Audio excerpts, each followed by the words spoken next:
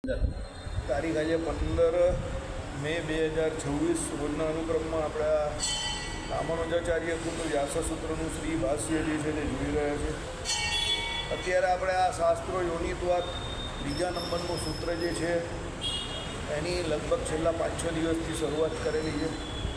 શાસ્ત્રો યોનિત્વાદ એટલે શાસ્ત્રો જેમ કે પરમાત્મા બાબતમાં સૌથી શ્રેષ્ઠ પ્રમાણ હોઈ શકે એવું અહીં રામાનુજાચાર્ય સાબિત કરશે.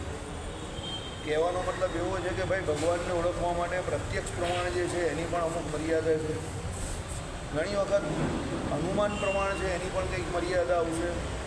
અને છેલ્લે શાસ્ત્રો યોનિત્વાદ એટલે શાસ્ત્રો દ્વારા જે પરમાત્માને જાણી શકાય એવું અહીંયા સિદ્ધ કરશે.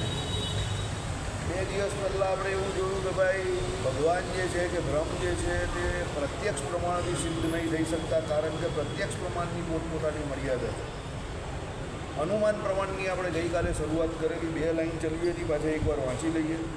વળી બ્રહ્મમાં અનુમાન પણ પ્રમાણ નથી. અનુમાન પ્રમાણ વિશેષ તો દ્રષ્ટ હોય, અગર સામાન્ય તો દ્રષ્ટ હોય. બસ અહીંયા આપણે ગઈકાલે કથાને વિરામ આપેલો. વિશેષ તો દ્રષ્ટ એટલે શું કે ભાઈ કોઈક લિંગ એવું બતાવવું જોઈએ કે જેની સાથે હંમેશા પરમાત્મા જોડાયેલા હોય, જેની સાથે હંમેશા પરમાત્મા જોડાયેલો જ અનુભવમાં આવ્યો હોય એને વિશેષ તો દ્રષ્ટ.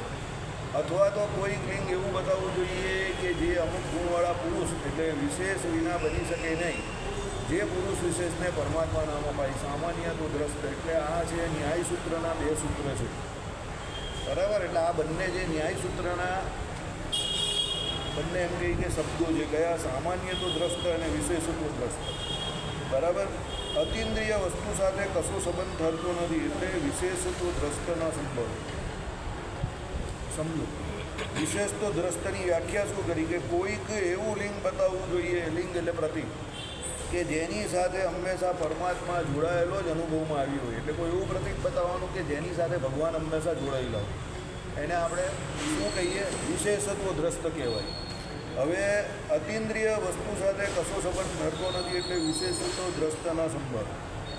અતિન્દ્રિય વસ્તુ જે તમે જોઈ નથી, જે તમારી ઇન્દ્રિયો અંતઃકરણથી પર છે, એના માટે વિશેષ દ્રષ્ટ કંઈ કામમાં નહીં આવે. કેમ? દ્રષ્ટ એટલે દેખાવ, વિશેષ તો દ્રષ્ટ એટલે કેવું, તો ભાઈ એક કોઈ એવું પ્રતીક હોય કે જે એમ કહે કે કેવું છે કે હંમેશા પરમાત્મા જોડે જોડાયેલું હોય એવો અનુભવમાં આવ્યું હોય. હવે પરમાત્મા જોડે જોડાયેલું હોય એવું અનુભવમાં આવેલું એવું કોઈ પ્રતીક હોય પણ એ તમને દેખાવું તો જોઈએ ને. હવે અતિન્દ્રિય વસ્તુ તો દેખાય નહીં. હવે પરમાત્મા કેવા છે, ઇન્દ્રિયો અંતઃકરણથી તો પામી શકાય એવા છે, એની અતિન્દ્રિય છે. તો પહેલું આ જે વિશેષો દ્રષ્ટ જે છે તે તો સંભવે નહીં, એની પર ચોકડી લાગી. તેમજ સમસ્ત વસ્તુનો સાક્ષાત્કાર કરી શકે અને એને ઉત્પન્ન કરી શકે એવા પુરુષ વિશેષ પરમાત્માથી વ્યાપ્ત એવું સામાન્ય દ્રષ્ટ લિંગ પણ મળતું નથી. શું કે ભાઈ સમસ્ત વસ્તુનો સાક્ષાત્કાર કરી શકે. સમજો, કોઈ એવું હોય કે જે બધી વસ્તુનો એકસાથે સાક્ષાત્કાર કરી શકે. ભગવાન કરી છે. ભગવાન એક એવા સાક્ષી છે કે દરેક જીવ પ્રત્યે અંતર્યામી પણ રહ્યા છે. પણ ભગવાન સિવાય તમે એવું કયું પ્રતીક શોધો કે એવી કઈ વસ્તુ શોધો કે જે બધી બીજી વસ્તુઓને સાક્ષાત જોઈ શકતું હોય કે એને પ્રત્યક્ષ જોઈ શકતું, એની પ્રત્યક્ષ હોય એકદમ સાક્ષાત એટલે સાક્ષી તરીકે કામ કરે છે. એવું ભગવાન સિવાય બીજું કોઈ નથી. તો બીજું લિંગ તમે કોઈ પણ શોધવા જાઓ, કયું કે ભાઈ વિશેષત્વમાં જે બીજું એટલે સામાન્ય દ્રષ્ટમાં શું, કોઈક એવું લિંગ બતાવવું જોઈએ કે જે અમુક ગુણવાળા પુરુષ વિશેષ વિના બની શકે નહીં, જે પુરુષ વિશેષને પરમાત્મા નામ અપાય, બરાબર. એટલે શું કહ્યું કે ભાઈ તેમજ સમસ્ત વસ્તુનો સાક્ષાત્કાર કરી શકે અને એને ઉત્પન્ન કરી શકે એવા પુરુષ વિશેષ પરમાત્માની વ્યાપ્ય એવું સામાન્ય દ્રષ્ટ લિંગ પણ મળતું નથી. એટલે એવું પણ કોઈ પ્રતીક તમને મળતું નથી કે જે ભગવાનની જેમ પહેલાં તો શું હોય, સર્વવ્યાપક હોય, બધાની અંદર રહીને બધાનો સાક્ષાત્કાર એટલે સાક્ષી રૂપે કામ કરતું હોય, એવું કોઈ લિંગ નથી. અને શું છે, એને ઉત્પન્ન કરી શકે એવા પુરુષ વિશેષ પરમાત્માથી વ્યાપ્ય. એટલે જગતને ઉત્પન્ન પણ એ કરે છે, એની સ્થિતિ પણ એ રાખે છે, અને ઉત્પત્તિ સ્થિતિને પ્રલય એ ત્રણે પરમાત્મા જ કરે છે. તો કહેવાનું એ બરાબર નહીં ચાલતો પેલો, એ ખાલી શો માટે છે. એટલે સામાન્ય રીતે શું છે કે ભગવાન સિવાય બીજું કોઈ એવું લિંગ કે પ્રતીક તમને મળતું નથી કે જે ભગવાન જેવું કાર્ય કરે. હવે જો પહેલું જે ન્યાયવાળાએ કહ્યું તો શું કહ્યું? સામાન્ય તો દ્રષ્ટ. તો સામાન્ય તો દ્રષ્ટા આજે બીજું છે, સોરી થઈ. એટલે પહેલું અતેન્દ્રિય વસ્તુ જોડે વિશેષ તો દ્રષ્ટ ઉડી ગયું, અને સર્વવ્યાપકપણું જે છે તે, અને દરેક જીવને અંદર રહીને એને અંતર્યામીપણી રહીને બધાના સાક્ષીપણે રહેવું, એ પરમાત્મા સિવાય બીજો કોઈ પ્રતીક કરી નહીં શકતો. બીજું, એ જગતની ઉત્પત્તિ, સ્થિતિ અને પ્રલય પણ બીજું કોઈ કરી નહીં શકતું. એટલે આ બંને જે ન્યાયવાળાએ પ્રમાણ આપ્યા, કયા કે ભાઈ વિશેષો દ્રષ્ટ કોઈ અગર હોય, કાં કોઈ એમ કહે કે કેવું હોય, સામાન્ય તો દ્રષ્ટ કોઈ હોય, તો એના દ્વારા એમ કહે કે શું થાય, એ અનુમાનથી એમ કે પરમાત્મા જણાય. પણ એ બંને એના જે એમને આપેલી થિયરી તે બંને ફેલ થઈ ગઈ. કેવી રીતે ફેલ થઈ ગઈ? એ બંને પ્રતીક જે કહે છે, એક પ્રતીકમાં એવું આવે કે ભાઈ અતિન્દ્રિય વસ્તુ એમ કહે કે કોઈ પણ રીતે એમ કહે કે કેવું છે, તો વિશેષો દ્રષ્ટ ન સંભવ. અતિન્દ્રિય વસ્તુ એટલે કોણ? કે ભાઈ જે તમને ઇન્દ્રિયો અંતઃકરણથી પામી શકાતું નથી, તે અતિન્દ્રિય.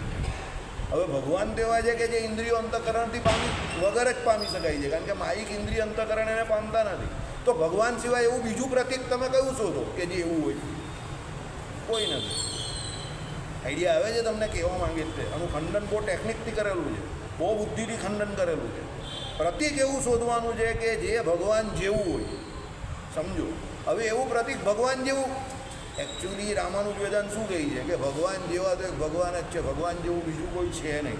તો એવું તમે એકમેવ અદ્વિતીય બ્રહ્મ, તો એવું પ્રતીક તમે બંને રીતે નહીં શોધી શકો. વિશેષો તો દ્રષ્ટમાં પણ નહીં શોધી શકો, અને સામાન્ય તો દ્રષ્ટમાં પણ નહીં શોધી શકો.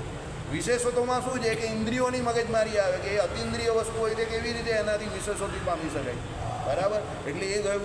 અને સામાન્ય તો દ્રષ્ટમાં શું હોય કે ભાઈ બીજું કોઈ એવું હોવું જોઈએ ને કે જગતની ઉત્પત્તિ, સ્થિતિને પ્રલય કરી શકે. તો ભગવાન સિવાય બીજું કોઈ કરી નહીં શકતું. પછી શું કહ્યું કે ભાઈ બીજી કોઈ એવું પ્રતીક હોવું જોઈએ કે જે બધામાં અંતર્યામીપણે રહીને બધાનો સાક્ષાત્કાર કરે. દાખલા તરીકે હું તમને એમ કહું કે અક્ષર બ્રહ્મ જે છે, સમજુ, તો અક્ષર બ્રહ્મ જે છે, ચિદાકાશ છે, સર્વવ્યાપક છે ખરું, પણ સાક્ષી નથી. આઈડિયા આવે છે? એમ આકાશ જે છે તે 4 ભૂતોમાં અનુસ્યુતપણે રહેલો છે. પૃથ્વી, જળ, તેજ અને વાયુમાં આકાશ રહેલો છે, પણ આકાશ સાક્ષી તરીકે કામ નહીં કરતું. આકાશ અંતર્યામીપણે રહેલો છે, પણ આકાશ નિયમન નહીં કરતો. એ નિયમનપણું પરમાત્માનું છે, બધા જીવ પ્રત્યે રહીને કરવાનું છે. તો ભગવાને જે કહેવાય છે સર્વવ્યાપક પણ છે અને નિયમન કરે છે. આકાશનું દ્રષ્ટાંત તો ત્યાં ફક્ત સર્વવ્યાપકતા બતાવવા માટે ભગવાન જોડે આપેલું છે, નિયમન માટે નહીં. આકાશ નિયમન નહીં કરતું, બસ એ નિયમ અહીંયા લાગે છે. એવું પ્રતીક ચિદાકાશ જે છે તે સર્વવ્યાપક છે, પણ ચિદાકાશ પોતે એવું નથી કે ભાઈ જે બધાનું નિયમન કરી શકે. સમજો, એટલે સામાન્ય તો દ્રષ્ટમાં પણ એવું કોઈ ભગવાન જેવું આવતું નથી. એટલે ભગવાનનું પ્રતીક બીજું કોઈ બની શકે નહીં. સમજી ગયા? એટલે ન્યાયવાળા જે અનુમાનની વાત કરે કે ભાઈ આવું કંઈ બીજું હોય એવું પ્રતીક કે જે ભગવાન જેનાથી સાબિત થાય, તે એવું કોઈ છે જ નહીં જે એમના પ્રમાણથી સિદ્ધ થઈ શકે કે જેના દ્વારા ભગવાન સાબિત થાય. આઈડિયા આવે છે? એટલે એમના બંને પ્રમાણ કેવા છે? અહીંયા ફેલ છે. ચાલો સાંભળો, અહીંયા જે હવે ઉદાહરણ જે છે ને, અનુમાનના મેઇન ઉદાહરણ જે આપે છે તે તમને સમજવામાં આવશે ને એટલે તમને બધી ખ્યાલ આવી જશે. ધૂમ અને અગ્નિ બંને પ્રત્યક્ષ પદાર્થો છે. ધૂમ અને અગ્નિ, ધૂમ એટલે શું બોલ ભાઈ? ધુમાડો, વેરી ગુડ. અગ્નિ એટલે શું? અગ્નિની જ્વાળા. બંને પ્રત્યક્ષ પ્રમાણ છે, તમને બંને આંખથી દેખાય છે. તમને ધુમાડો પણ દેખાય છે અને અગ્નિ પણ દેખાય છે. તેઓની વ્યાપ્તિ જાણીને કોઈ માણસ જ્યારે પર્વત ઉપર ધૂમ જુએ છે ત્યારે અગ્નિનું અનુમાન કરે છે. આ એક પ્રકારનું અનુમાન, એને વિશેષત્વ દ્રષ્ટ કહે છે. એમાં હેતુ અને સાધ્ય બંને પ્રત્યક્ષ હોય છે. જો વિશેષત્વ દ્રષ્ટમાં એ લોકોએ ઉદાહરણ સાથે આ સમજાય કે એમાં કેવું વિશેષત્વ દ્રષ્ટ શું છે, તો અનુમાનનો એક પ્રકાર છે. તો એ અનુમાનનો પ્રકાર કયો? એમાં ઉદાહરણ શું? ધૂમ અને અગ્નિ. હવે ધૂમ અને અગ્નિ તમને બંને પ્રત્યક્ષ દેખાય.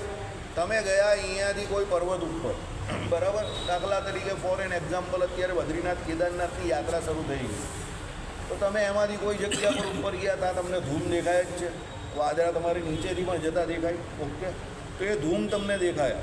હવે એ ધૂમ તમને દેખાય એટલે તમારો પુરાનો જો અનુમાન હંમેશા કેની પરથી સિદ્ધ થતું હોય? અનુભવ ઉપરથી.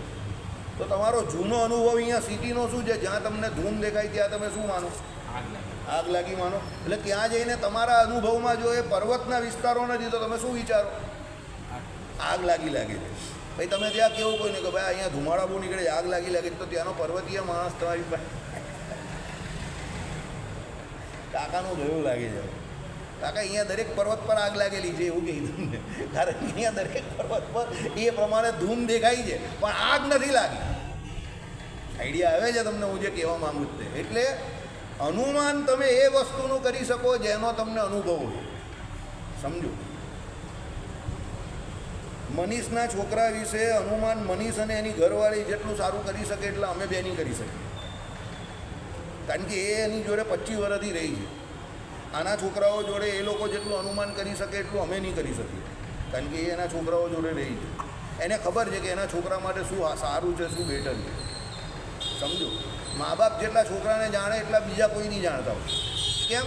કારણ કે એની બધી ક્રિયાઓ જે જોયો એની પરથી અનુભવ ઉપરથી અનુમાન કરે કે આપણાવાળા આ કરી શકે છે, એણે આવું કર્યું હોવું જોઈએ. કારણ કે એની જોડે ને જોડે રહેતા હોય એટલે એને ખબર હોય કે આ પરાક્રમ આપણાવાળો કરી શકે છે. પછી કોઈક એવું પરાક્રમ આવે એટલે કે જો ભાઈ આ પરાક્રમ મારો છોકરો કરી શકે એટલી એની કેપેસિટી નથી, કારણ કે આવું એ ન કરે. આ કરી શકે છે પણ આ ન કરી શકે. સમજો, કેમ? તમારો પૂર્વનો અનુભવ છે એની પરથી તમે અનુમાન કરો છો. એટલે પેલા ભાઈએ શું કર્યું? જ્યારે પર્વત ઉપર ધૂમ જોઈએ છે ત્યારે અગ્નિનું અનુમાન કરે છે. આ એક પ્રકારનું અનુમાન. શું? પર્વત ઉપર ગયો અને એણે અગ્નિનું અનુમાન કર્યું. આ એને વિશેષતો દ્રષ્ટ કહે છે. એમાં હેતુ અને સાધ્ય બંને પ્રત્યક્ષ હોય. હેતુ એટલે શું? જે તમારે સાબિત કરવાનું છે તે. બરાબર? તમારો હેતુ શું છે તે પહેલાં આવે ને, પ્રયોગમાં આવે. બરાબર? કે હેતુ શું છે? તો હેતુ શું છે કે ભાઈ આ ઇઝ ઇક્વલ ટુ આ, એ હેતુ હોવો જોઈએ. પછી છેલ્લે સાધ્ય. એટલે સાધ્ય એટલે શું? કઈ વસ્તુ તમારે સિદ્ધ કરવાની તે સાધ્ય. હા, પ્રમેયમાં આવે તે. પ્રયોગમાં, પ્રમેયમાં તમે જેમાં કહો એમાં આવે તે. હવે આને વિશેષતો દ્રષ્ટનું પ્રમાણ આ રીતે થાય કે એમાં હેતુને સાધ્ય બંને તમારી સામે ને સામે પ્રત્યક્ષ નજરમાં આવે છે. સામાન્ય તો દ્રષ્ટમાં આવું ના આવશે. બીજું, જેને આત્માનું પ્રત્યક્ષ નથી થયું એવા માણસને આત્માનું અનુમાન કરી બતાવવું પડે છે. આપણે કોઈએ આત્માને જોયો નથી તો આપણે બધા અત્યારે આત્માનું અનુમાન જ કરીએ. કેવી રીતે? શાસ્ત્રો દ્વારા વાંચીને કે મારો આત્મા આવો, હું પોતે આવો હોઈશ, મારો આત્મા જ બોલાઈ જાય. જો આપણે એકચ્યુઅલી આપણે પોતે જ આત્મા છે. કારણ કે આપણે શરીરને વિશે હું પણ એટલું મનાઈ ગયું છે કે આપણે એવું જ લાગે છે કે આ શરીર તે હું છું અને આત્મા તે મારો છે. એકચ્યુઅલી શું છે? હું તે આત્મા છું અને શરીર તે મારું છે એવું છે. આપણે ઉલટું માનીએ. કારણ કે શરીરમાં આપણે આખો દિવસ જ રમણ કરીએ છીએ. આપણે આપણા આત્માના ભાવમાં આવતા નથી, પોતાના ભાવ સ્વ અનુભવમાં આપણે આવતા નથી. ચાલો, તે ઈચ્છા વગેરે લિંગ ઉપરથી ઈચ્છા વગેરે ગુણો અન્ય દ્રવ્યોમાં સંભવતા નથી, માટે એમને ધારણ કરનાર કોઈ દ્રવ્ય હોવું જોઈએ. એ દ્રવ્યનું નામ આત્મા. હવે આત્માને તમારે જોયો તો છે નહીં, તો તમે જોયો નથી તો એના અનુમાન દ્વારા તમે એને કેવી રીતે સાબિત કરી શકો? તો એમાં શું હોય? પહેલાં ઈચ્છા વગેરે લિંગ ઉપરથી એનું પ્રતીક શું છે? આત્માને ઈચ્છા થાય. તમને રોજ નવી નવી ઈચ્છા થાય છે કે ભાઈ આજે ગરમી બહુ પડે છે તો ઘરે જઈને કેરીનો ઠંડો રસ પીશ. પછી બહુ હોશિયાર માણસ હોય તો એ કેરીની નવી નવી વસ્તુ ઘણી બધી બનાવી શકે. બરાબર? તો ભાઈ એ કેરીની અંદર થોડોક મિલ્ક પાવડર નાખી દઈ, થોડું અંદર ક્રીમ નાખી દઈ, બરાબર, ઉકાળીને ઠંડુ પાડીને થોડું દૂધ અંદર ફ્રીઝરમાં 8 કલાક મૂકી દઈ તો એ આઈસ્ક્રીમ જેવું બની જાય. પણ હવે એના માટે ઘણા બધા આઈડિયાઝ છે. હવે આઈડિયાઝ બે રીતે કામ કરે. એક તો પહેલાં એની ઈચ્છા શક્તિ જોઈએ ને પછી ક્રિયાશક્તિ પણ જોઈએ. જો એની ઈચ્છા શક્તિ છે પણ ક્રિયાશક્તિ નથી તો ઘરે ઝઘડો થાય. અમને બધા જીભને ચટાકા બહુ છે, બનાવવું હોય તો જાતે બનાવી દેવાનું. બરાબર? એટલે તમને ચટાકાને જે બદલે ફટાકા હાથમાં આવી જાય. બરાબર? એટલે તમારી પાસે લોજિક છે, ઈચ્છા શક્તિ છે, પણ જ્ઞાન શક્તિ પણ છે, પણ ક્રિયાશક્તિ નથી. તો અમારા બેની આખી અલગ વાત છે. અહીંયાથી નક્કી કર્યું કે આ કરવાનું છે એટલે રસ્તામાં અમૂલના શોપ પર ઊભા રહેવાનું, એની પાસેથી ક્રીમ લઈ લેવાનું. બીજી દુકાનમાં આપણી જ્યાં દૂધનું ખાતું ચાલતું હોય એની પાસેથી 4 કોથળી દૂધ લઈ લેવાનું. ઘરે જઈને કામ જ ચાલુ કરવાનું. એટલે એ લોકો પૂછે કે આ તમે શું કરો છો? એટલે એ લોકો પૂછવા જ નહીં આવે, ચૂપચાપ કાલે મળે. પછી કાલે મળે એટલે એ લોકો ફ્રીજ ખોલી લેજો. ઓકે, મજા આવી. ઝઘડો જ નહીં, કારણ કે ખાવાનું તો બધાને જ ગમે છે. ઝઘડો બનાવવાનો હતો, ખાવાનો ઝઘડો નથી. સમજો? હવે એ ઈચ્છા શક્તિ જોડે અમારા બેની જ્ઞાન શક્તિ શું કહે કે ક્રિયાશક્તિ તમારે બે જ વાપરવાની. કોઈ ત્રીજા પાસે ઉદાહરણ નહીં માંગવા જશો તો બીજી રીતે ક્રિયાશક્તિનો ઉપયોગ કરવામાં આવશે. આઈડિયા આવે જ તમને? એટલે આત્મા પોતે એક એવું તત્વ છે, એવું દ્રવ્ય છે કે જે ઈચ્છાઓ કરે છે. એની પરથી આત્માનું અનુમાન થાય છે. સમજો, એ બીજાથી જુદો પડે છે. સાંભળો કેવી રીતે કે તે ઈચ્છા વગેરે લિંગ ઉપરથી ઈચ્છા વગેરે ગુણો અન્ય દ્રવ્યમાં સંભવતા નથી. જગતમાં બીજા દ્રવ્ય તમને દેખાય, અન્ય દ્રવ્યમાં ઈચ્છા નથી રહી. તમે જ્યારે રામાનુજ ભાષ્યમાં જ આગળ શરૂઆતમાં આત્માની વાત આવી ત્યારે એમાં શું આવ્યું? એ રંગ દ્રવ્યવાળો નથી, એ ગંધ દ્રવ્યવાળો પણ નથી, એ જ્ઞાન દ્રવ્યવાળો અને તેજ દ્રવ્યવાળો છે. સમજવા જેવું છે. આત્મા સ્વયં પ્રકાશ છે એટલે એ તેજ દ્રવ્યવાળો છે, એ જ્ઞાન દ્રવ્યવાળો છે, એનામાં જાણપણું રહ્યું છે. અને એ જાણપણું જે એનું છે એ જ ઈચ્છાનું કારણ છે. જેનામાં જાણપણું નથી રહ્યું એને શું ઈચ્છા? આનામાં જાણપણું નથી. આ તમને ને મને ઓળખે છે આટલા વર્ષોથી? ભાઈ હું અહીંયા રોજ બેસીને શ્રીભાષ્યની કથા કરું છું, તમને સંભળાય છે? વિચારો આ કે ના નહીં પાડો, એને નહીં સંભળાશે. એનામાં જાણપણું નથી. જેનામાં જાણપણું હોય એનામાં ઈચ્છા સંભવે. આઈડિયા આવે છે? એટલે આ દ્રવ્ય જે છે, કયું આ પથ્થર જે છે એ દ્રવ્ય નથી, એ માયા જ છે. એટલે દ્રવ્ય તો છે પણ એનામાં જાણપણું નથી, હુંપણું નથી. કારણ કે કેમાં છે? પરાગર્ભમાં આવે. આત્મા કેમાં આવે? પ્રત્યક્ષમાં આવે. એટલે શું કહ્યું અહીંયા કે ભાઈ આત્માને વિશે તેજ દ્રવ્ય છે એટલે એ સ્વયં પ્રકાશ છે. જ્ઞાન દ્રવ્ય છે એટલે એનામાં જાણપણું છે. જાણપણું છે એટલે એનામાં જુદી જુદી ઈચ્છાઓ રહેલી છે. હવે જ્યારે એને એવી એક ઈચ્છા થઈ જાય કે મારે પરમાત્માને પામવા છે એટલે માયાવાળી બધી ઈચ્છા એની ચાલી જાય અને પછી પરમાત્માને પામવા માટે પ્રયત્નશીલ થઈ જાય. વૈરાગ્ય થઈ જાય. ઓકે, ચાલો. એટલે દ્રવ્યમાં સંભાવતા ઈચ્છા વગેરે ગુણો અન્ય દ્રવ્યમાં સંભાવતા નથી, માટે એમને ધારણ કરનાર કોઈ દ્રવ્ય હોવું જોઈએ. એટલે આ ઈચ્છા વગેરેને ધારણ કરનાર કોઈ દ્રવ્ય હોવું જોઈએ ને કે જેને આધારે ઈચ્છાઓ રહેલી છે. બરાબર? તો એ દ્રવ્યનું નામ આત્મા. એ દ્રવ્યનું નામ શું છે બેટા? આત્મા. આ પ્રકારના અનુમાને સામાન્ય તો દ્રષ્ટ કહે છે. એટલે આ પ્રકારનું જે અનુમાન તમે કર્યું તે શું છે? સામાન્ય તો દ્રષ્ટ. શું એમાં ગુણ રહેલા છે અને એ ગુણને આધારે તમે એનું સાબિતી કાપો છો. એનામાં કયા ગુણ રહ્યા છે? ઈચ્છા વગેરે ગુણ રહ્યા છે. હવે એ ઈચ્છા વગેરે ગુણ કેમ રહ્યા છે? કારણ કે એ તેજોમય દ્રવ્ય અને જ્ઞાનમય દ્રવ્યવાળું છે. એટલે એ સામાન્ય તો દ્રષ્ટ છે. પણ હવે એ સામાન્ય તો દ્રષ્ટ જે છે એ આત્મા તમને દેખાતો નથી કે આમ કાઢીને તમે જોવું કે હો તારામાં ઈચ્છા રહેલી. કઈ ઈચ્છા છે એમ કરીને એ સાફ બાપ નહીં થતો, એની ઉપર કંઈ ડિટર્જન્ટ બીજર્જન્ટથી એ સાફ નહીં થતો. એટલે જેનો આત્મા સળિયલ હોય, જે સળિયલ આત્મા છે એ જીવે તો સળિયલ જ, મરે ત્યાં સુધી સળિયલ જ રહી. કારણ કે એમાં કોઈ વોશિંગ કરવા માટે કોઈ એજન્ટ નહીં આવતો કે તમે એને સાફ કરી દો એટલે વોશ થઈ જાય. સમજો? એટલે કહી ને કે પ્રાણને પ્રકૃતિ સાથે જાય. એકચ્યુઅલી પ્રાણને પ્રકૃતિ નહીં, એનો જીવ સળિયલ હોય એટલે એ મરે ત્યારે બી સળિયલ જ રહી ને જીવે ત્યારે પણ સળિયલ જ રહી. મારા ગઈકાલે સલાહ જવાબ. બરાબર? એટલે તમને એવી ખબર પડે. સમજો, લોકો વચ્ચે ઝઘડા થાય જ ને, કોઈ પણ લોકો વચ્ચે ઝઘડા થાય છે કે મિસઅન્ડરસ્ટેન્ડિંગ જે થાય જ ને એ આને કારણે થાય છે. કારણ કે પેલું જે દ્રવ્ય આત્મા જે છે એ કોમન ફેક્ટર છે પણ ઈચ્છા બધાની અલગ અલગ છે. જેના ઘરમાં હૂતો ને હૂતી બે છે એમાં હૂતો જે છે તે પરમાત્મા લક્ષી છે અને હૂતી માયા લક્ષી છે. તો બેની ઈચ્છા જ અલગ અલગ છે. તો ઈચ્છા અલગ અલગ છે તો ભાઈ ઝઘડો તો થવાનો ને. એકની બધી માયા સંબંધી ઈચ્છા છે, એકની બધી ભગવાન સંબંધી છે, તો બેની વચ્ચે ક્લેશિંગ થવાનું. બસ આ મગજમારી છે. ઘરવાળી કહે કે 11 નહીં કરવાની, નોમ નહીં કરવાની. તમે કહો કે ભાઈ 11 નોમ કર્યા વગર થોડું ચાલશે. તે કહે કે હું ફરાળ નહીં બને આપું, તો ભાઈ તમારે કહે કે કોળા કરાવે.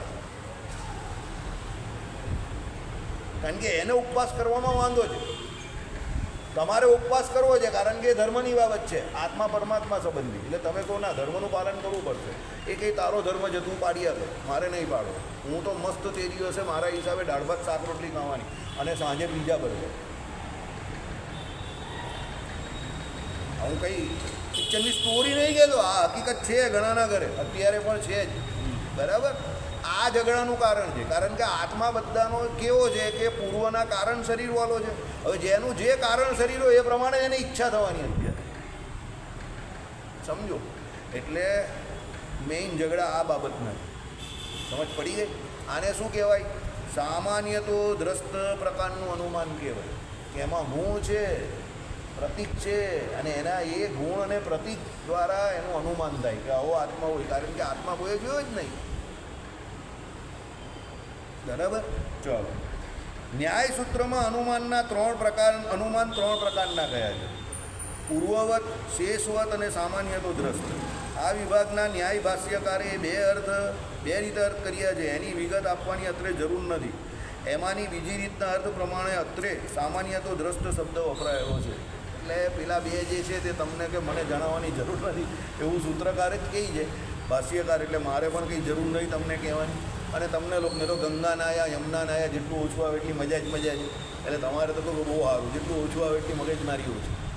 પણ તમને વિશેષતો દ્રષ્ટ અને સામાન્યતો દ્રષ્ટનું ઉદાહરણ આપ્યું. અનુમાન કેવી રીતે એ બંને કેવી રીતે થાય. વિશેષતો દ્રષ્ટ એટલે શું છે? પેલું ધુમાડુને પર્વત પર આવે તે જોઈને પેલો કહે કે ભાઈ અહીંયા ધુમાડો કેમ છે, બરાબર? પર્વત પર જઈને સમજો તો પર્વત પર એ શું છે? તો એ વિશેષતો દ્રષ્ટ ધૂમ છે. કેમ? પર્વત પર જે ધુમાડો જે છે તે બીજા ધુમાડો જેવો નથી, એમાં કંઈક વિશેષ છે, એમાં અગ્નિ નથી. એટલે એ અનુમાન કયું છે? વિશેષતો દ્રષ્ટ છે. સામાન્ય તો દ્રષ્ટમાં શું છે કે એવું કોઈ પ્રતીક જોઈએ કે જેમાં ઘણા બધા ગુણ હોય, અને એ દ્રવ્ય એવું હોય કે જેમાં ઈચ્છા રહી હોય, એ ઉદાહરણ આપ્યું. એટલે એમાં શું આત્મા કહ્યું કે ભાઈ એ દ્રવ્ય એવું છે કે ભાઈ એમાં ઈચ્છા રહેલી. તો સામાન્ય તો દ્રષ્ટ શું? ભાઈ એ દ્રવ્ય એવું છે કે જેમાં ઈચ્છા રહેલી છે અને એને જુદી જુદી ઈચ્છા થાય છે. પણ એ જુદી જુદી ઈચ્છા કરનારું પેલો દ્રવ્ય જે આત્મા જે છે તે આત્મા એક છે, પણ બધાના આત્મા જુદા જુદા છે, એટલે જુદી જુદી ઈચ્છા કરે. હવે છે સામાન્ય તો દ્રષ્ટ, પણ આત્મા આપણે કોઈએ પોતાને જોયો નથી, એટલે આપણે એનું શું કરી શકીએ? અનુમાન કરી શકીએ.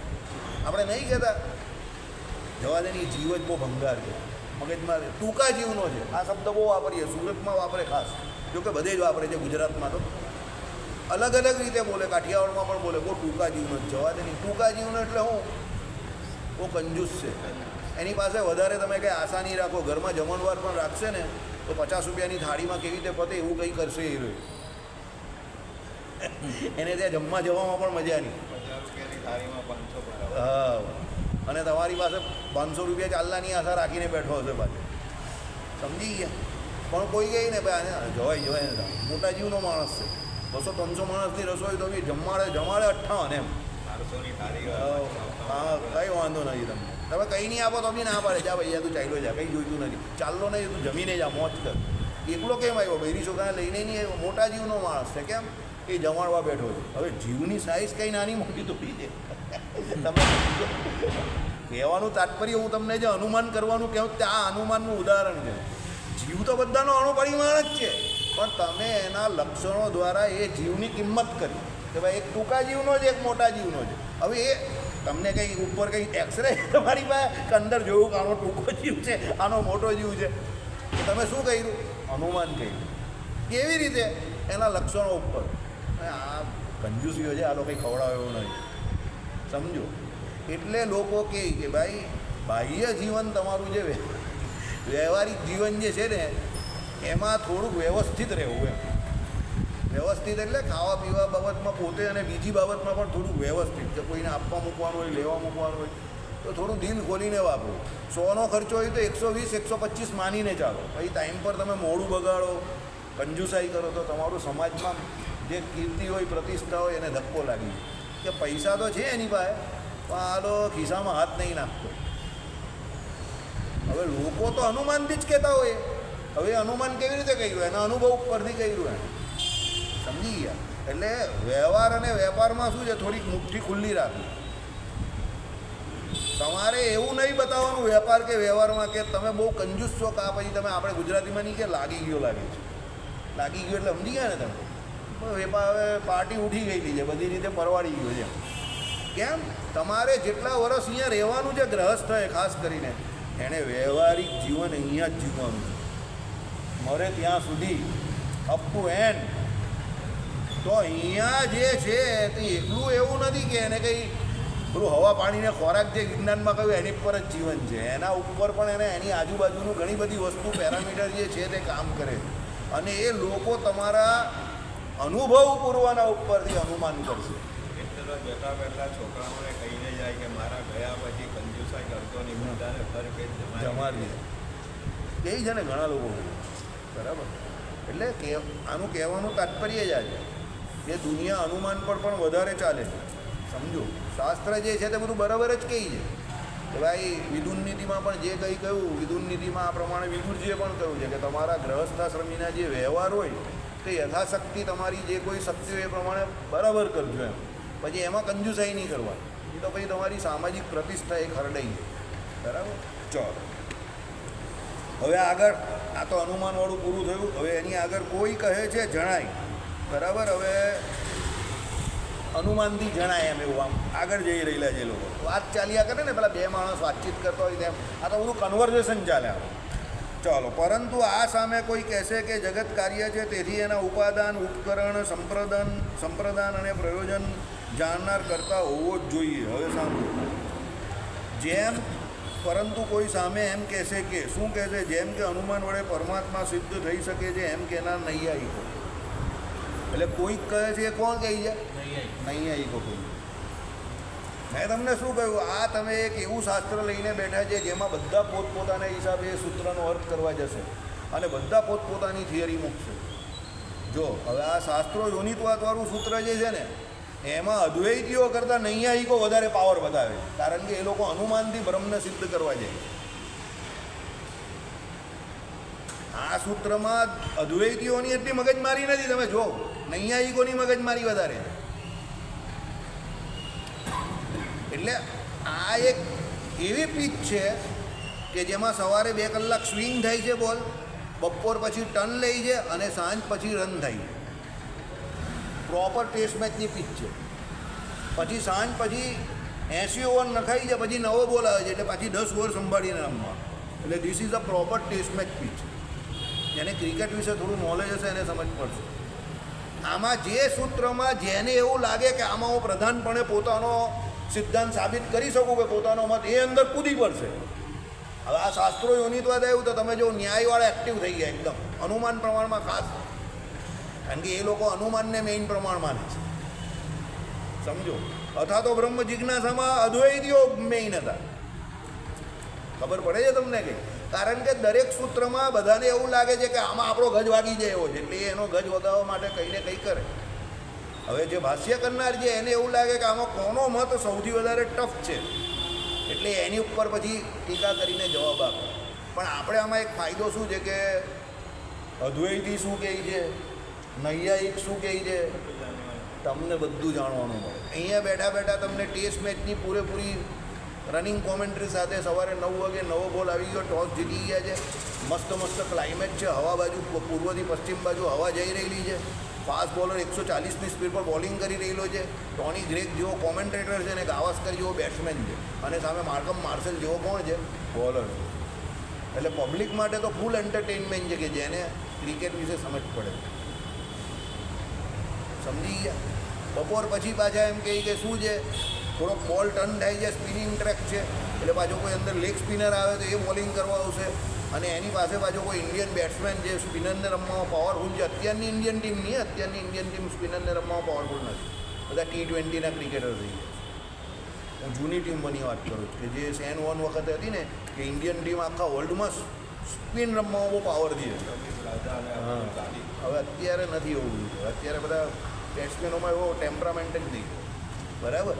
ચાલો, એટલે નૈયાયિકો આ કહેનારા છે કે પરમાત્મા અનુમાન વડે સિદ્ધ થઈ શકે છે. મેં તમને કહ્યું ને, નૈયાયિકો અનુમાનને મુખ્ય પ્રમાણ માને. સમજ પડી? ચાલો, શું કહે છે લોકો? જગત કાર્ય છે તેથી એના ઉપાદાન, એટલે ઘટનું ઉપાદાન ઉદાહરણ મૃતિકા, ઉપકરણ સાધન ઉદાહરણ દંડચક્ર વગેરે. સંપ્રદાન એટલે શું છે? જેને ઘટ કરીને આપવાનો તે ભોગતા, અને પ્રયોજન એટલે ઘટનો ઉપયોગ, ઉદાહરણ જલ્લાભ. આખું ઉદાહરણ આપી દીધું, પેટી પેક. જે લખ્યું આમાં શું લખ્યું? જગત કાર્ય છે એના ઉપાદાન, ઉપકરણ, સંપ્રદાન અને એના પ્રયોજન જાણનાર કરતા હોવો જ જોઈએ. સમજો, પહેલું શું કહ્યું? ઉપાદાન. તો ઉપાદાન એટલે શું? તો ઘટનું ઉપાદાન કોણ છે? એટલે ઘટ એટલે ગળો. તો ગળાનું ઉપાદાન કોણ? માટી, એટલે મૃતિકા. ચાલો, તો ઉપાદાનવાળું પૂરું થયું. એ ગળાનું ઉપાદાન કોણ ભાઈ? માટી. એટલે ઉપાદાન કારણ તરીકે માટીને લીધું. પછી આવે ઉપકરણ. ઉપકરણ એટલે શું છે? સાધન. તો સાધન કયા છે? દંડ, ચક્ર વગેરે. આ પેલું કુંભારવાળું ઉદાહરણ છે. દંડ એટલે શું? પેલો નીચે પેલો જે એમ કહે કે લાકડીનો પેલો દંડ હોય જેના આમ ફેરવે ને એના દ્વારા, બરાબર ને? પેલું નીચે ચક્ર હોય, એ ચક્રને પેલો ગોળ ગોળ ફેરવે અને પેલી જે વસ્તુ હોય એને શેપ આપે. માટીની જે વસ્તુ બનાવી છે એને એ પ્રમાણે એ શેપ આપે. એની કળા હોય, એ બધા નહીં આપી શકે, એ વ્યક્તિ જ આપી શકે. જે કુંભારનો દીકરો છે એ જ કરી શકે, બરાબર? ચાલો, એટલે ઉપકરણ એમાં કોણ છે? ઉદાહરણ તરીકે દંડ અને ચક્ર. સંપ્રદાન એટલે જેને ઘટ કરી આપવાનો છે તે ભોગતા. ભોગતા કોણ છે? કે ભાઈ જેને ઘટ કરીને આપવાનો તે ભોગતા. એટલે જેને આપવાનું છે તે ભોગતા, બરાબર? પ્રયોજન એટલે ઘટનો ઉપયોગ કયો હતો? જળ લાવવું વગેરે. ભાઈ હવે એને કોઈને પણ એ ઘડો જોઈએ છે તો કેમ જોઈએ છે? તો ઘડાની અંદર પાણી ભરવા માટે, તો એનું પ્રયોજન છે કે ભાઈ પાણી ભરવા માટે એને ઘડો જોઈએ છે, બરાબર છે? આ પ્રમાણે આ બધી વાત અહીંયા સિદ્ધ કરી. શું? જગત કાર્ય છે, આખું જગત તમને કાર્ય દેખાય છે, તો તેથી તેના ઉપાદાન, બરાબર? એટલે એનું ઉપાદાન કારણ કોણ છે? તે ઉપકરણ. એટલે એમાં કયા સાધનો વપરાયા છે તે. સંપ્રદાન એટલે એનો ભોગતા કોણ છે તે. અને પ્રયોજન એટલે એનો ઉપયોગ શું થાય છે તે. પ્રયોજન જાણનાર કરતા હોવો જ જોઈએ. એટલે આ બધું જાણનાર કોઈ કરતા હોવો જોઈએ. મૂળમાં એ થકી વ્યાપ્ત એવી નૈયાયિક પરિભાષા છે. એ થકી વ્યાપ્ત. વ્યાપ્તની શું? વ્યાપ્તિની પરિભાષા ન જ સમજાય એવી કઠણ નથી. તથાપિ એ રાખવાથી ભાષાંતરમાંથી અર્થ પ્રસાદ જતો રહે છે. તેથી હોવો જ જોઈએ એમ સાદી સામાન્ય ભાષામાં વ્યાપ્તિનો અર્થ જણાવવાનો યત્ન કર્યો છે. ઓકે, એટલે અહીંયા વ્યાપ્તિ તરીકે એને કહ્યું છે. એટલે મૂળમાં એનો વ્યાપ્ત તરીકે અર્થ કયો છે. ચાલો, એટલે કરતા હોવો જોઈએ. એ કરતા કેવો? તો વ્યાપ્ત છે તે. જગત માટે એ કરતા કેવો જોઈએ? તો વ્યાપ્ત. પેલા યુધિષ્ઠિરનું ઉદાહરણ આપણે ગઈકાલે આપેલું એવું કે ભાઈ કોઈ એવું તમને હું ફળ આપું છું તો આ ફળને કઈ જગ્યા પર જઈને ખાવાનું છે? જ્યાં કોઈ નહીં જોતું હોય. અરે પણ એવી કોઈ જગ્યા જ નહીં જ્યાં કોઈ નહીં જોતો હોય. એટલે યુધિષ્ઠિરે એ ફળ ખાધું નહીં. બાકીના બધા જે હતા, ભીમસેન કહે કે યાર જરા આમ 2-4 ઝાડ આગળ ગયા, ચાલ અહીંયા કોઈ નહીં ખાધું. કારણ કે એને પાછળની આજ્ઞા યાદ જ નહીં, એને ફળ દેખાતું હતું. એટલે એ પહેલાં ખાવાની વાત કરતું હતું. ભાઈ પછી બધું એ તો ગુરુને જવાબ તો પછી અપાતો. હા, એટલે કહેવાનું તાત્પર્ય શું કે બધા પોતપોતાના હિસાબે બુદ્ધિથી વિચારતા હતા. પણ યુધિષ્ઠિર કેવા જ્ઞાની માણસ, બરાબર? એટલે યુધિષ્ઠિર કે ભાઈ કોઈ નહીં હોય એવી તો કોઈ જગ્યા જ નથી. કારણ કે કરતા જગતના જે છે તે કરતા પણ એનું કેવી રીતે છે? તો વ્યાપક રીતે છે. એટલે એની વ્યાપ્તિ છે દરેક જગ્યા પર, સમજો. કારણ કે ભગવાન તો વ્યાપ્તિથી જ એનું કરે છે ને. આપણે જોયું કે નહીં કે ભાઈ નરેન્દ્ર મોદી સાહેબ જે છે તે રાજા છે, તો રાષ્ટ્ર રાજા ન્યાય કરીને એમનું વ્યાપકપણું છે. એટલે અહીંયા એ એના નેટવર્કે કરીને વ્યાપક છે. મોદી સાહેબ થોડા અહીંયા સુરતમાં બેઠેલા. પણ ભગવાનનું એવું નથી. ભગવાન તો સર્વવ્યાપક છે. દરેક જગ્યા પર એ ભગવાન રહેલા છે અને એ પોતે પ્રત્યક્ષ રહેલા છે. અને એ દરેક જગ્યા પર સાક્ષી તરીકે રહેલા છે અને કર્તા તરીકે પણ રહેલા છે. કર્તા કેવી રીતે? તો તમને તમારા કર્મનું ફળ આપી જેવી રીતે કરતા. આકાશ અને ભગવાન બે સર્વવ્યાપક. પણ આકાશ કરતા નથી, ભગવાન કરતા છે. તમે એવું વિચાર કર્યું કે ભાઈ ઘરેથી મંદિર આવવું છે, ગમે તે તકલીફ પડી આ તે, પણ ભગવાન છેલ્લે દયાળુ કૃપાનું શું, ચાલ મંદિરે લઈ ગયા, મોકલી દે, બરાબર? પેટ્રોલનો ગઈકાલ સુધી કેટલો ઉછાળો હતો. આજે બધા સાંજ નહીં ગયા ને, 3 રૂપિયા જ વધ્યો ને, 2 રૂપિયા, કેટલો 3 રૂપિયા વધ્યું. હવે લોકો ખાલી લાઈનમાં ઊભા રહ્યા ને, બરાબર? ખોટા લાઈનમાં ઊભા રહે. હવે 3 રૂપિયા માટે બિચારાઓએ કેટલી મહેનત કરી, કલાક 1.5 કલાક બગાડ્યો, બરાબર? ને જેટલા થાકીને ગયેલા એ સુરતી બધા ઘરે નાસ્તો લઈને ગયેલા 100 રૂપિયા. હવે 1 કલાક ઊભો રહ્યો એટલે સુરતી તો થાકી જાય બિચારો, અને ભૂખ જ લાગી જાય, સીધી ભૂખ લાગે. એટલે એ ઘરે નાસ્તો લઈને જ જાય. એટલે એને પેટ્રોલ કેટલું મોંઘું પડ્યું. મોદી સાહેબે મોંઘું નહીં કર્યું, એને મોંઘું પડી ગયું. આ જો મગજ ઈચ્છા છે. હું ગઈકાલે ગયેલો, આમ પેલા 8-10 જણા લાઈનમાં ઉભા, આપણું કામ નહીં મળે, સીધી ઘરે લાવીને ગાડી પીરી જાય. આખી બહુ જલ્દી આવી, બહુ ફૂલ ટાંકી ફૂલ થઈ ગયા છે, બરાબર? કારણ કે પેટ્રોલ મારે પુરાવાનું છે, એની જોડે કેમ માથાકૂટ કરવાની, સમજો? ટાંકી ભોલ મેં કહું આટલું જલ્દી મેં ઓળખાણ બહુ છે આપણી, ગાંડા તરત આપી દીધું, બરાબર? હું કાલે 10 રૂપિયા વધારે લે તો 10 રૂપિયા વધારે લઈને એના માટે આપણે લાઈનમાં હું ઊભા રહેવાનું, સમજો? કે તડકામાં લાઈનમાં ઊભા રહેવાનું, આપણે કાળા બાળા પડી જઈએ પાછા, બરાબર? ભાઈ દુઃખી થઈ જાય, એ દુઃખી થવાનું કામ જ નહીં કરવાનું ને, એ કામ શું કામ કરવાનું? પાછું જો 10 રૂપિયા વધ્યું ને પેટ્રોલ તો પૂરું થાય એ જ વસ્તુ છે. તો મહિના પછી પાછું ઘટવા એ એક જ વખત 10 રૂપિયા વધારે આપવાને એવું તો છે નહીં, કાયમ આપવાના જ છે ને. કાલે બરાબર હવે જો આજે 3 રૂપિયા જ ભાવ વધ્યો, બરાબર. હવે મને બે રીતનું સુકૂન થયું છે. પહેલું સુકૂન એ થયું કે હું લાઈનમાં નહીં ઊભો રહ્યો, ને બીજું સુકૂન મને એ વાતનું થયું કે 3 રૂપિયા જ વહી દો ને તો ગમે ત્યારે પાછી આપણે ટાંકી ફૂલ કરાવી દઈએ. પણ લાઈનમાં નહીં ઊભો રહ્યો ને એનું સુકૂન વધારે થાય મને પાછું. એ બહુ મને બહુ આમ મજા આવી જાય એમાં, ગર્વ છે કે આનંદ આવે. આમ બહુ આનંદ આવે મને. આમ બીજા ઊભા રહી લઈને એને જોવો, પેલો તડકામાં આમ કરતો હોય, આમ જોવો પણ પાછું કેવું છે તબિયત પાણી. પાછા અમુક ઓળખીતો હોય તો બૂમ પણ પાડો, ઓ વાસુદેવ આવી જાય જગ્યા જઈએ જગ્યા મેં કહું અહીંયા પણ છે એ કંઈ લાઈન નથી મને કે મને ખબર છે એ કેમ ત્યાં ઊભો રહેલો. હું તને જોઉં છું, મજા લેવું છું એ તું કાંઈ મજા જ લેયા કરે બીજાને. હું ચાલ હવે હું જાઉં છું, જય સ્વામિનારાયણ. એ કે પેટ્રોલ મેં હું છે અંદર, તે કંઈ અહીંયા કેમ આવેલો, હું જોવા આવેલો. તે કે શું હું તું તડકામાં ઊભો રહેલો તો પરસેવો કેવો નીકળે જ છે. એ કહી તું પહેલેથી તું નહીં સુધરે મને કહી કે હું બગડેલો જ ક્યારે, સુધારવાની જરૂર કોને હોય, હું બગડો જ નથી કોઈ દિવસ. કાલે હું ગયેલો જોવા, મારી બાજુમાં જ પેટ્રોલ પંપ, આમ કરીને ગયો 3:10 ગયો, બપોરે આવેલો આમ 3:10 ગયો, 3:15 પાછો ઘરે આવો. બહુ જલ્દી પેટ્રોલ પુરાઈ ગયું. હું બોલ ટાંકી બોલ. ચાલો, એટલે કહેવાનું તાત્પર્ય શું છે કે ભાઈ લોકો ખાલી હવા બનાવતા હતા. 120, 125, 3 રૂપિયા વધાર્યો મોદી સાહેબને ખબર ને કે આ લોકો કેટલો માર સહન કરી શકે. બરાબર, મોદી સાહેબ આપણા કરતાં વધારે જાણે. આ લોકોને મારવા જેવા નથી. તમારી ઇજ્જત બચાવવા માટે એ માણસે શું કહ્યું તમને એ સામેથી કહી ભાઈ સોનું નહીં લેતા. હવે તમને કોઈ પણ પૂછે ભાઈ સોનું નહીં લેવાય, મોદી સાહેબે ના પાડે. હવે તમારી કેપેસિટી છે કે નહીં એ તો 2 નંબરની વાત છે, પણ એને જ તમને સ્ટેટમેન્ટ આપવા માટે મોદી સાહેબે કહી દીધું હવે કાંથી લેવાય, વર્ષ સુધી સોનું નહીં લેવાય. હવે કોઈ પણ વાત સોનું નહીં લેવાય, મોદી સાહેબ ના પાડે. બાકી હું તો રોજ સવારે દૂધ જોડે બિસ્કિટ ખાતો, રોજ બિસ્કિટ ખાતો હતો, સોનાની બિસ્કિટ. હા, રોજ ખાઉં. હું વાત કરે, તારે આવું હોય તો જોઈ જજે. હું ખાવ એનો પુરાવો જોઈજે, ગોલ્ડન સોનું એકદમ. પેલો કે ના નથી જો તો ભાઈ જા, તું વિશ્વાસ જ નહીં કરતો તો ગાંડા. બરાબર, ચાલો, ઓકે. અને જગત અચેતન પદાર્થોનું બનેલું છે, તેથી તે કોઈ એક ચેતનને અધીન હોવું જ જોઈએ. બધું દેખાય તો બધું અચેતન દેખાય જ ને, એટલે કોઈ એક ચેતન તો છે જ જેના આધીન હોય. પેલો કંઈ ભાઈ કારખાનું મારું ઓટોમેટિક છે, તો ઓટોમેટિક એટલે ઓટોમેટિક થોડું ચાલે ભાઈ. સુપરવાઇઝરને મૂકીને આવેલો છું, સ્વિચ ઓન ઓફ કરી દે, બધું એ સંભાળી લે. તો તમે હું મંદિરે ભજન કરું, આ ફોન પર પૂછી લીધું 7 વાગી ગયા, હું કહ્યું ભાઈ હા સેટ વધારી દીધું, ઓકે બંધ કરી દીધું, વેરી ગુડ, કંઈ નો પ્રોબ્લેમ સાહેબ. કાલે સવારે 9 વાગે આવીને ખોલી નાખા. ચાલો, સેટને શાંતિ. હવે તો એ પણ પૂછવાની જરૂર નથી, નાના જ કે બાદ કેમેરા હવે તો પેલા આવી જ જાય, મોબાઈલમાં જ દેખાય ગયું. હવે 9 વાગે આવે એટલે 9:10 દેખાડો નથી એ લોકો. બરાબર, એટલે ફોન કરે કે આમ ભાઈ એ લોકો સાહેબ ઉભો રહેલો ટ્રાફિકમાં ફસાયેલો છે, એવું છે, ચાલ કંઈ નહીં, વહેલો પહોંચી જાય. સમજી ગયા?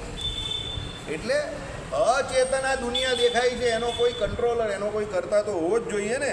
એટલે શું છે, એને આધીન હોવું જોઈએ. હવે એનો અર્થઘટન શું કરે છે સાંભળો. અત્રે 2 અનુમાન કરીએ. પેલા લોકો તો નૈયાયિક તો છોડે નહીં. અચેતનને ધારવાવાળો કે એને કંટ્રોલ કરવાવાળો કોઈ કરતા ચેતન તો જોઈએ. એના 2 અનુમાન કર્યા. કોણે? નૈયાયિક હોય. પહેલું, એક તો કાર્યત્વ ઉપરથી કરતા. પહેલું અનુમાન શું કહ્યું કે આ બધું કાર્ય દેખાય છે તો એમાં કરતા તો કોઈ હોવો જોઈએ ને, કરતા વગર તો કાર્ય થાય નહીં. આના માટે એક બહુ જોરદાર બનેલી રિયલ ઘટના કહું. એક હાઈકોર્ટના જજ હતા. હવે એને કોઈ કે કંઈ મગજમાં શું ઘુસાડી દીધેલું કે એના જીવનમાં કંઈક શું ઘટનાઓ ઘટેલી કે એને ભગવાન પ્રત્યે બહુ નફરત. પણ પેલો આપણો ડાયલોગ છે ને વફાદાર કે જ્યાં હંમેશા ગદ્દાર પેદા હોતા, એમ એના ઘરે એનો છોકરો જે હતો ને એ કંઈ પૂર્વનો કંઈ બહુ સંસ્કારી થયું ને બહુ ભગત માણસ. હવે પેલો હાઈકોર્ટમાં પ્રેક્ટિસ કરે ને એનું ગામ એટલે એ રહે બીજે, એટલે એના ઘરે માંડ વર્ષમાં 2-3 દિવસ 2-3 વખત એટલે વેકેશનમાં ને એમાં જ એનું આવવાનું થતું. કે આવે તેના છોકરાને જોઈને તો કંઈ ને કંઈ ભગવાન સંબંધી ગયા, એને એમ કહ્યું નાનો છે, કરવા છે. કોઈ મોટો થયો ને એક દિવસ એના છોકરાને ચીમકી આપી દીધી, જો હવે તને છેલ્લી ફેરી કહું આ બધું ધતિંગ બંધ કરી નાખ, નહીં તો પછી એમ કહે કે જોઈ લે છે, તને તકલીફ પડી જશે. એ કંઈ નહીં પપ્પા, આજે રાત્રે તમે મને મળવા આવજો મારા રૂમમાં. ટેબલ પર એને શું કર્યું એ છોકરાએ સાંભળો, એક મસ્ત કાગળ મૂક્યું, એની ઉપર એક બહુ મસ્ત એણે પેન્સિલ મૂકી, એક રબર મૂક્યું અને બાજુમાં એનો કંપાસ બોક્સ મૂક્યું. અને એ મૂકીને એના પપ્પાને કહ્યું, પપ્પા આવીને જોઈ લો. કે આમાં મને તો હું બતાવ્યો. તો પેલો હાઈકોર્ટનો જ એ કે કંઈ નહીં, ખાલી પપ્પા જોઈ લો. પછી બીજે દિવસે સવારે પાછા સ્કૂલે જવાનું હતું ને એ પહેલાં પાછા પપ્પાને બોલાવ્યા. ત્યારે 8મી 10મી ભણતો થઈ ગયેલો, થોડો બુદ્ધિવાળો આવી ગયેલો. પાછા એના બાપાને બોલાવ્યા. એના બાપા કે હવે તું મને હું બતાવે, રાત્રે જે હતું તે જ અત્યારે હોવાનું. એ કંઈ નહીં, તમે આવીને જોઈ તો જાઓ. તો એના બાપાએ જે ઓળખ છે, કેમ કે આમાં તું મને બતાવે શું છે, તું સિદ્ધ શું કરવા માંગે છે? કે પપ્પા પેપર છે, પેન્સિલ છે, રબર છે, પણ જ્યાં સુધી કોઈ કરતા એને ડ્રો નહીં કરતો ત્યાં એક સામાન્ય પેન્ટિંગ ડ્રો નહીં થતું. તો આટલી મોટી દુનિયા જે છે, જેમાં પર્વત છે, નદી છે, નાળા છે, આ ઉપર તમને ગ્રહો, નક્ષત્રો, આ સૂર્ય, ચંદ્ર, તારા દેખાય છે, અને આ દુનિયા એમને એમ જ ચાલતી રહી છે, તો તમને શું લાગે છે કોઈ કરતા વગર એમ જ ચાલતી હશે? તમે જે નાસ્તિકપણાની વાત કરો છો, એક સામાન્ય પિક્ચર ડ્રો નહીં થતું. મને આજે લેસનમાં એક પિક્ચર ડ્રો કરવાનો હતો, એટલે જ મેં તમને બોલાવેલા. હવે જો હું અત્યારે વહેલું કે હું જાતે ડ્રો કરીશ ત્યારે એ અંદર ડ્રો થશે, અને મારે આજે સ્કૂલમાં એ બતાવવાનું એક સામાન્ય પિક્ચર. આટલા બધા ઉપકરણો હોવા છતાં પણ એક જજને ત્યાં બહાર એમ કહે કે તમે એક ચોકીદાર ઊભો રાખેલો છે, તો પણ એમ કહે કે એક સામાન્ય પિક્ચર કરતા વગર ડ્રો નહીં થતું. આટલી મોટી દુનિયા એમ જ બની ગઈ. ના બાપાની આંખમાં આંસુ આવી ગયા. અને તે પછી એ ભાઈ રામાનુજમાં કોઈ જગ્યા પર જોડાઈ ગયા, અને એના જીવનના છેલ્લા સમય સુધી એ ભાઈએ ભજન કર્યું. રિટાયરમેન્ટ થયું ત્યાં એ ચોખ્ખું બોલ્યા, તો હું ભક્ત નહીં હતો, મને મારા છોકરાએ હરિભગત બનાવ્યો. એટલે અહીંયા પહેલી વાત જે આવી ને, એક તો કાર્યત્વ ઉપરથી કરતા. કાર્યત્વ તમે જો પેલા છોકરાએ આ સિદ્ધ કર્યું કે ભાઈ કાર્ય દેખાય છે તમને આટલું મોટું, આ પર્વતો, આ ચંદ્ર, આ તારાઓ, આ ઉનાળામાં તમે ગરમીને ફિલિંગ આવે, પછી શિયાળો આવે ને આ શરદ ઋતુ એટલે થોડો થોડો પવન ચાલુ થાય. અરે આ વરસાદમાં ગાજવીજ થશે, વાદળો ભરાશે, પાણી છૂટશે, કોઈ જગ્યા પર ઓવરફ્લો થશે ને આ બધું. તો એનો કોઈ કરતા તો હોય જ ને. કાર્ય તમને દેખાય છે, તો કરતા ભલે દેખાતો નથી, પણ કાર્ય કરતા વગર તો પોસિબલ જ નહીં ને. એટલે કાર્યત્વ ઉપરથી કર્તાનું અનુમાન કરે છે. કોણ? નૈયાયિકો. પછી બીજું ઉદાહરણ, જડ પદાર્થોથી બનેલા હોવા ઉપરથી એનો નિયામક કરતા એક છે, એવું આ બે અનુમાનમાં. બીજી આ દુનિયા કે આ જળ પદાર્થોથી બનેલી છે, તો એ જળ પદાર્થોથી બનેલી જે આ દુનિયા જે છે, બરાબર, એનો કોઈ એક નિયામક કરતા કોઈ એક છે, એટલે એનું નિયમન કરનારો કોઈ એક હોવો જોઈએ. આ બે અનુમાનમાં એક એટલે ઘટ, અને બીજું આપણું શરીર, એને ક્રમશઃ દ્રષ્ટાંત કર્યા. પહેલું શું છે? ઘટ એટલે શું? ઘડો. એ ઘડાને બનાવવા માટે પહેલાં તો ઉપકરણ શું જોઈએ? આપણે આમાં આવ્યું તે પ્રમાણે દંડ અને ચક્ર. પછી એને બનાવવાવાળો પેલો કુંભાર તો જોઈએ. પછી એનું ઉપાદાન કારણ શું જોઈએ? માટી, મૃતિકા તો જોઈએ. હવે એને બનાવવાવાળો હોય તો પાછો એ બનાવવામાં એક્સપર્ટ જોઈએ કે એ બધા અલગ અલગ આકાર આપી શકે. અને પછી એને ઘડો બનાવવાનો છે, તો એ ઘડો જ બનવો જોઈએ. અને એ ઘડાને સૂકીને પછી એમાં પાણીને ભરવાનો એનો ઉપયોગ થાય એવો એ ઘડો ઠંડુ પાણી કરે. ને આ ગરમીની સિઝનમાં જે ભોગતા છે, જે એનો વાપરનાર છે, એને શું પહોંચાડે? ઠાડક પહોંચાડે. હવે જે ભોગતા છે એને તો પાણી પીને અંદરથી ભૂલી ગયો હતો કે ભાઈ કાર્ય જોઈ લીધું ને એને ઠંડક થઈ ગઈ. પણ એની પાછળ પેલા એક વ્યક્તિએ કેટલી મહેનત કરેલી છે કરતાએ, બરાબર, એ તો એ જ જાણે. સમજી ગયા મારી વાત? એટલે અહીંયા શું આવી કે ભાઈ એક તો ઘટ એટલે ઘડો, અને બીજું આપણું શરીર બેસ્ટ એક્ઝામ્પલ છે કે એનો નિયમન કરતા કોઈ છે. સમજો, એક નાનો સરખો જીવ હૃદયને વિશે રહેલો છે, અને એ અંદર છે, અને એ અંદરથી નીકળી ગયા, તો પછી તમારું 90 કિલોનું બોડી કઈ કામનું? ઇલ્લે પો ઇલ્લે પો એમ જ કહી દઈ. બરાબર, સમજી ગયા ને? ઇલ્લે પો. એટલે આપણા શરીર 60 વર્ષ સુધી જો ગંધાતું નથી, બરોબર, ખાલી આત્મા ગયો એટલે 2 દિવસમાં વાસ મળે પારે. એ તો આત્મા જ દિવ્ય છે ને. શરીર તો આમ પણ ગંધાય જ છે. એ તો લાઈફ કોઈ એટલે એમનેમ દોડો ચાલે છે. નયા ઓકે ગુલાબી એમનેમ દોડો ચાલે છે. સમજો? ચાલો, એટલે શું કહ્યું, આપણું શરીર એને ક્રમશઃ દ્રષ્ટાંત કર્યા, પણ કોઈ કહેશે કે બધું ખરું પણ જગત કાર્ય છે, બનેલું છે એમ માનવા માટે શું પ્રમાણ? તો ભાઈ પાછો કોઈ તર્ક કરવાવાળા ગમે તે તર્ક કરે કે ભાઈ આ જગત કાર્ય છે, આ તમને આ જે બનેલું છે તે આ કાર્ય છે, તો આ કાર્ય છે એવું તમે કેવી રીતે માનો કે કોઈનું કાર્ય છે? એવું બી બની શકે પહેલેથી આવું ને આવું હોય જ, પછી બનેલું છે એવું પણ નહીં માને, એ તો પહેલેથી હોય. ઘણી વસ્તુ એવી છે કે જે પહેલેથી એવી જ છે, એવું કોઈ કહેવાવાળા દલીલ તો કોઈ પણ કરી શકે ને. સાંભળો, બનેલું છે એમ માનવા માટે શું પ્રમાણ? આનો ઉત્તર છેડે આપે છે કે અનુમાન પ્રમાણ. જગત કાર્ય છે કારણ કે તે અવયવવાળું છે, એટલે જગત જે દેખાય છે તે કાર્ય છે, અને અનુમાનથી તમે જાણી શકો કે ભાઈ એમાં અવયવવાળું છે. બધા એના અવયવો છે ને, જગતના અલગ અલગ અવયવો દેખાય છે, એટલે જગત કાર્ય છે કારણ કે તે અવયવવાળું છે. એટલે આ અનુમાન પ્રમાણથી એવું સિદ્ધ થઈ શકે શું? કે આ જગત જે છે તેનો કરતા કોઈ હોઈ શકે. બરાબર? આવું કોણ કહે છે ભાઈ? નહીં આવી કોઈ. તમે લોકો તો બધા બહુ હોશિયાર થઈ ગયા, બધા વિધાન જાણતા થઈ ગયા. ચાલો કંઈ સગળા ઘટાદિક કાર્યનો એવો કરતા જોવામાં આવે છે જ કે જે એના ઉપાદાનને, ઉપકરણને, સંપ્રદાનને અને પ્રયોજનને જાણતો હોય. આવી ગયું ને? સગળા ઘટાદિક પદાર્થ, દુનિયામાં જે કોઈ પદાર્થ બનેલા છે એ પદાર્થનું કોઈ ઉપાદાન. હવે દાખલા તરીકે મેં તમને હમણાં જ જે આપણે ચર્ચા કરી એ પ્રમાણે કે ભાઈ આ ઘડો છે, તે ઘડો કેનો બનેલો છે? તો માટીનો બનેલો છે. એને બનાવવા માટે કેની જરૂર છે? દંડ ચક્રની જરૂર છે. બરાબર? એમાં એ કામમાં શું આવે? તો ઠંડુ પાણી પીવા માટે કામમાં આવે. બરાબર? તો એવા દુનિયામાં બધા પદાર્થ છે કે જે પદાર્થ જે છે એ કયા ઉપાદાન એટલે કેમાંથી બનેલું છે, એનો ઉપયોગ શું છે, એ કોઈને કોઈ કરતા તો જાણે જ છે કે એમનેમ તો એ કંઈ બની નહીં ગયું ને એમનેમ એનો ઉપયોગ નહીં થતો. સમજો, તમે કોઈ પણ વસ્તુ લેવો છો પ્રકૃતિમાં, એને પ્રોસેસ કરો છો અને પછી તમે ફાઇનલ ફોર્મ એને આપીને કોઈ બીજી વસ્તુ બનાવો છો એમાંથી, એ વસ્તુનો ઉપયોગ તમે પબ્લિકને સમજાવો છો અને પછી એ પબ્લિક એનો ઉપયોગ કરે છે. પણ હવે જે કોઈ પબ્લિકને તમે જે કોઈ વસ્તુ આપી, તે જે આપનારો જે કરતા જે છે તે બધું જાણે છે ને કે આ વસ્તુ આ છે. સિમ્પલ, એકદમ સિમ્પલ. અડદની દાળ અને ચોખા, 3 વાડકી ચોખા અને 1 વાડકી અડદની દાળ.